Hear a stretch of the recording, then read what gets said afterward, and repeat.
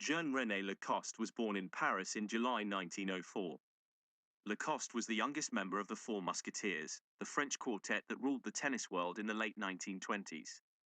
Lacoste started playing tennis at the relatively late age of 15. He was known for being a master tactician, keeping a notebook with observations of players' strengths and weaknesses. He won the first edition of the French Championships open to international players in 1925, beating fellow musketeer Jean Barotra in the final. He also beat Barotra in the final at Wimbledon. In 1926, Lacoste won the US Championships, beating Barotra in the final. In 1927, Lacoste won a memorable French final against Bill Tilden, saving 2 match points in the process. At the US Championships, Lacoste beat Tilden in the final to retain his title. Lacoste won Wimbledon in 1928, beating Henri Cachet in the final. He won his 7th and last Grand Slam title at the French in 1929 against Barotra. Lacoste then retired aged 25 due to poor health. He came back briefly in 1932 but then retired for good and set up his sportswear company Lacoste, using his nickname Crocodile in the Lacoste logo.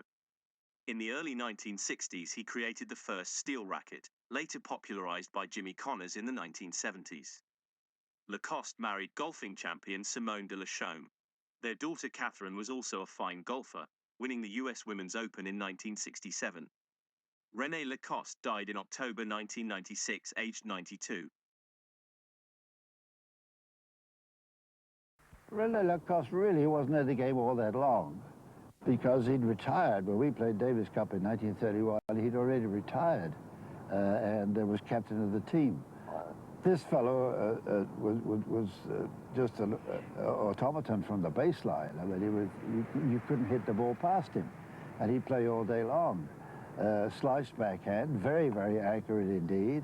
A sort of a slicey kind of a serve, didn't get up very high, so you felt you were always hitting the ball up when you played him. And he was a very fine passing shot artist who really didn't really worry whether the fellow was there or not. He just kept on going day in and day out. It was a pity that he had to sort of leave the game as quickly as he did.